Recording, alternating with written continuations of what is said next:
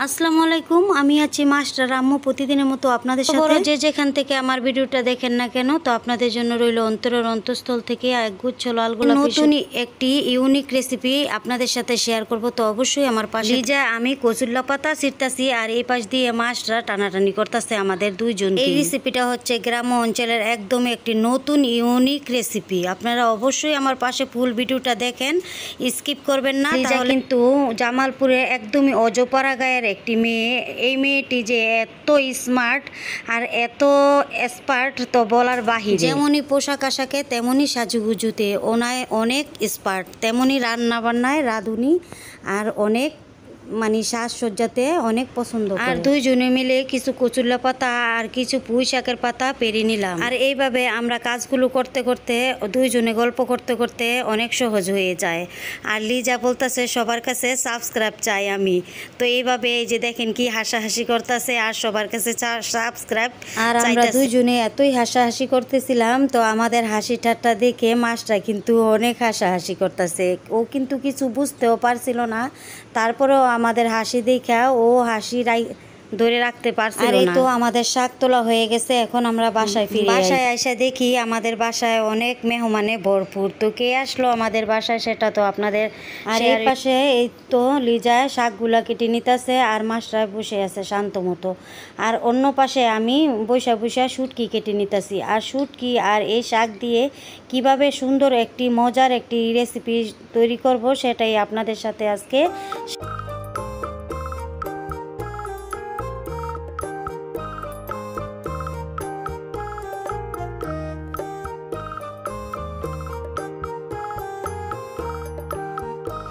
আর শুটকিগুলা কী সাইজের করে কেমন করে কেটে নিতেছি সেটাই আপনাদের সাথে শেয়ার করতেছি। আর এই তো বড় বড় টুকরা করে নিতেছি, একটা শুটকিরে 2টা পিস করে নিতেছি। আর ওই পাশ দিয়ে কিন্তু আমি ভাতও রান্না করে নিতেছি। ভাতটা আমার এই তো হয়ে যাইতেছে। তো এখন শুটকি কাটতে কাটতে আমার ভাতও হয়ে যাবে।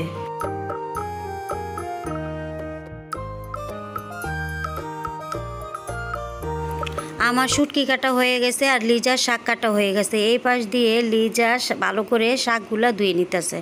আর আমি বারে বারে করে বলতাছি বেশি করে পানি দেও, বেশি করে পানি দিলে শাকের যে ময়লাগুলো আছে ধুলাবালিগুলো আছে ওইগুলা মানে পরিষ্কার হয়ে যাইব।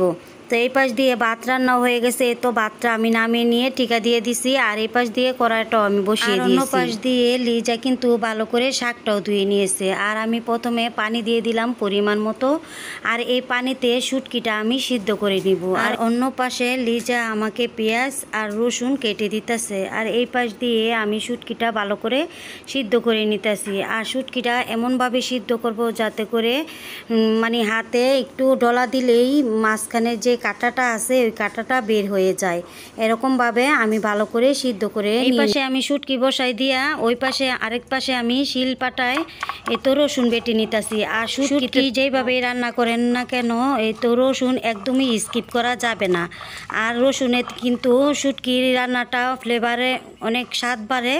আর এই তো রসুনটা আমি শিলে বেটে নিতেছি। আর আমার কিন্তু বাসায় ব্লেন্ডারও আছে, তো ব্লেন্ডারে করলে একদম তাড়াতাড়ি হয়ে যায়। আর শিলে বাটলে কিন্তু অনেক মজা লাগে, সেজন্য আর কি শিলে বেটে। শুটকি সিদ্ধ করা হয়ে গেছে, আমি নামিয়ে নিয়েছি। তারপরে আমি কড়াইয়ের মধ্যে তেল দিয়ে দিলাম। তেলটা গরম হইলে তারপরে পেঁয়াজ কুচি আর যে রসুনটা আমি শিলে বেটে নিয়েছি ওই রসুনটাও দিয়ে দিব। এখন পেঁয়াজ কুচিটা দিয়ে দিলাম। তারপরে আমি এই তো যে রসুনটা বেটে নিয়েছি ওইটাও দিয়ে দিলাম। রসুন আর পেঁয়াজ একসাথে ভাজা ভাজা হইলে তারপরে আমি শুটকিটাও দিয়ে দিব। আর শুটকিটা কিন্তু আমি কাটা বেছে নিয়েছি, সেজন্য আর ওইটা শেয়ার করতে পারি নাই। আর এখন দিয়ে দিলাম কিছু কাঁচামরিচ 2 ফালি করে, এইভাবে দিয়ে দিয়েছি যাতে করে একটু জাল জাল লাগে, সেজন্য দেওয়া। আর এই যে শুটকিটা আমি দিয়ে দিলাম, শুটকির মধ্যে দেখেন কোনো কাটা নেই, কাটাটা পাইছে ভালো করে ফালা। একটু ভাজা ভাজা হয়ে গেছে, একটু পরিমাণ আমি লবণ দিয়ে দিলাম। লবণটা দেওয়ার পরে আরেকটুখানি শুটকিটা আমি ভেজে নিতেছি।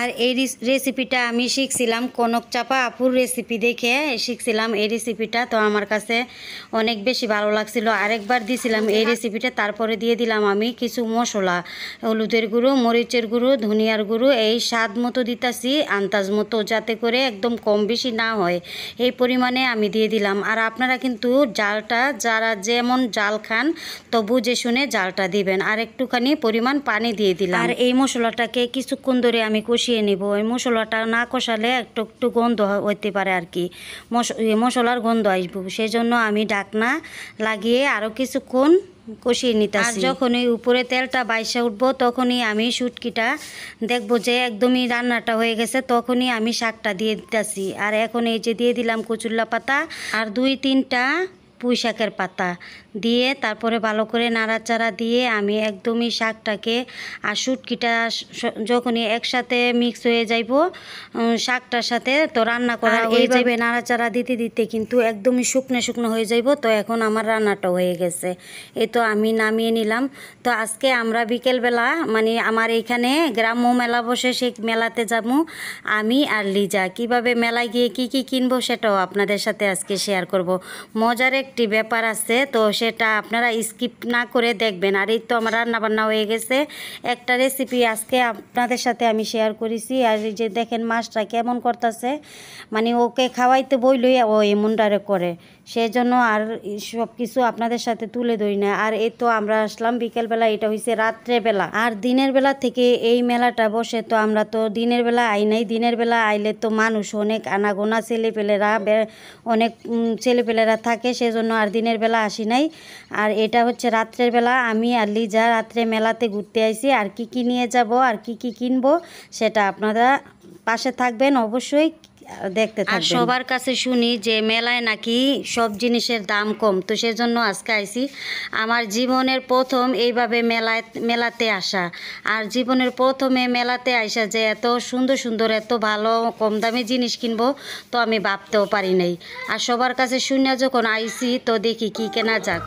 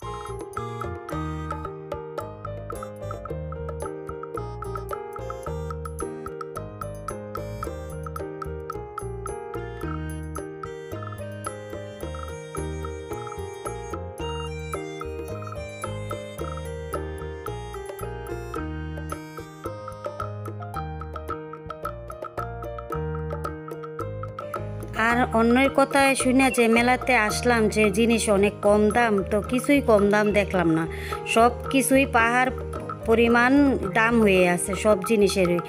আর এই যে এখন আমরা এই যে মেলার যেই খাবারগুলো আছে এইগুলা কিছু কিছু করে আমরা কিনে বাসায় নিয়ে যাব মাস্টার জন্য, আর মাস্টার বাইয়ের জন্য, আজমিরের জন্য। আর এই যে দেখেন, তো এইগুলা দেখতে দেখতেই আজকের মতো বিদায় নিচ্ছি। আল্লাহ হাফেজ, দেখা হবে আরেকটি নতুন ব্লগে। আসসালামু আলাইকুম।